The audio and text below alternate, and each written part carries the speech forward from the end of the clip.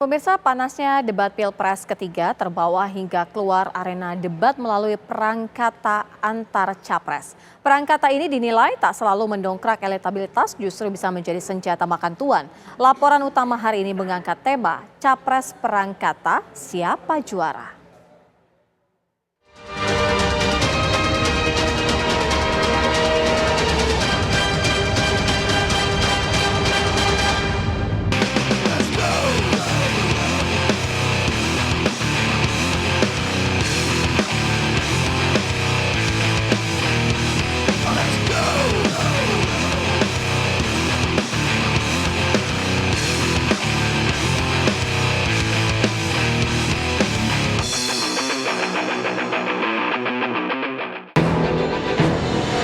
Debat panas yang berlangsung dalam debat Pilpres putaran ketiga berlanjut ke ruang publik yang lebih terbuka dan luas. Perang pernyataan antar capres semakin panas, khususnya antara capres nomor urut 1 Anies Baswedan dan capres nomor urut 2 Prabowo Subianto. Berbeda dengan debat, kali ini mereka melontarkan serangan tanpa harus berhadapan. Tidak dibatasi waktu dan temanya juga bebas. Meski didominasi perang kata antara Anies dan Prabowo, Ganjar Pranowo juga sesekali menyerang lawannya. Tak berselang lama setelah debat, Prabowo yang diserang soal kepemilikan tanah kembali menyinggung asetnya. Ia bahkan melontarkan pernyataan keras yang dibalas oleh Anies Baswedan. Beberapa hari kemudian, Prabowo kembali menuding ada tukang hasut yang menyerang dirinya. Prabowo juga menyinggung soal emosinya. Pernyataan Prabowo itu ditanggapi oleh Ganjar Pranowo. Masih di hari yang sama, Prabowo menyinggung soal air susu yang dibalas air tuba. Sindiran itu diyakini tertuju pada Anies Baswedan yang diusung Gerindra di Pilkada DKI Jakarta tahun 2017. Pernyataan itu pun ditanggapi Anies untuk disampaikan di debat. Pakar politik Hanta Yuda menilai perang kata antar capres, khususnya antara Anies Baswedan dengan Prabowo Subianto, dinilai sebagai hal yang wajar. Wajar kalau kemudian Prabowo harusnya lebih defensif bertahan posisinya, sementara Anies Baswedan lebih ofensif, lebih menyerang. Karena ibarat permainan sepak bola, pertandingan sepak bola, di menit-menit terakhir itu yang masih tertinggal harusnya menyerang. Jadi kalau Anies lebih banyak menyerang itu wajar. Yang tidak wajar itu kalau justru Prabowo yang lebih banyak menyerang.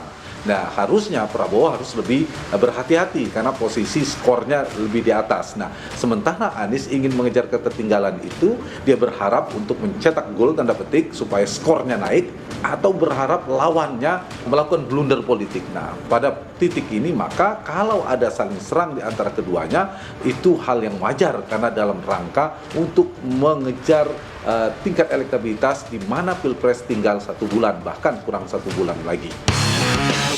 Namun Hanta menambahkan, perang kata dinilai wajar itu jika berkisar pada gagasan, program, ataupun rekam jejak paslon. Serangan yang mengarah kepada pribadi atau hal lain yang tak berhubungan dengan kontestasi seharusnya dihindari.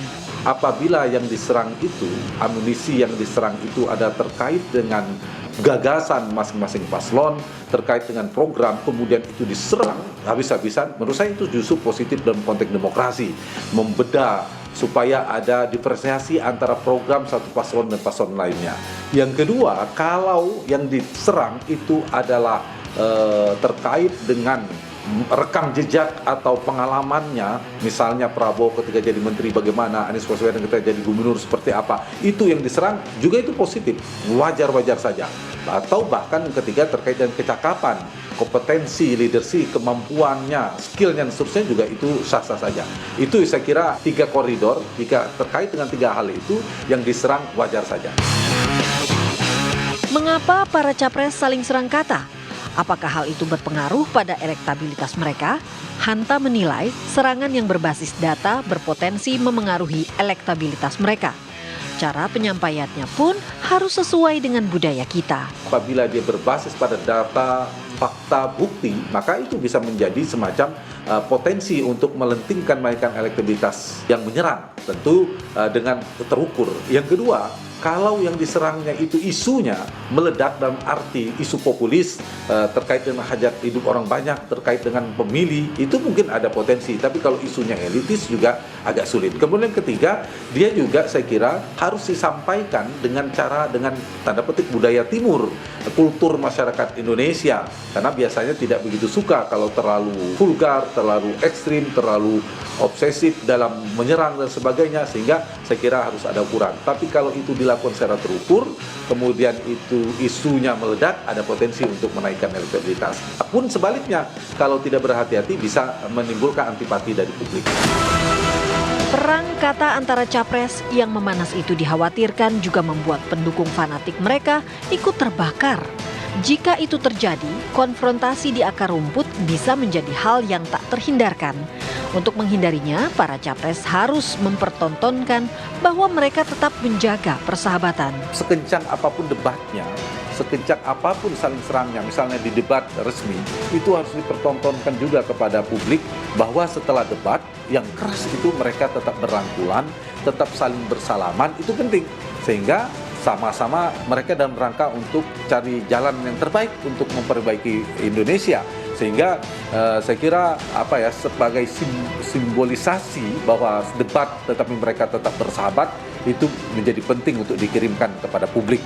Sehingga di masyarakat itu tidak terjadi ketegangan politik. Kalau misalnya elitnya, paslonnya saja tegang, itu akan berdampak pada pendukung-pendukung fanatiknya. Serangan kata atau serangan politik yang keras dinilai tak selalu menghasilkan tambahan elektabilitas terhadap mereka. Bila salah memilih kata atau sikap, bukan tak mungkin justru menjadi bumerang bagi elektabilitasnya. Yang paling penting itu, ini bukan sekedar lomba debat, kemudian ada jurinya, di scoring, ada nilainya. Tetapi mereka sedang melakukan pertarungan politik, kontestasi elektoral yang diperebutkan adalah hati pemilih. Jadi yang dimenangkan adalah simpati publik, bukan sekedar scoring. Apa untungnya, tidak ada dampaknya kalau kemudian punya skor yang tinggi tetapi elektabilitasnya justru turun.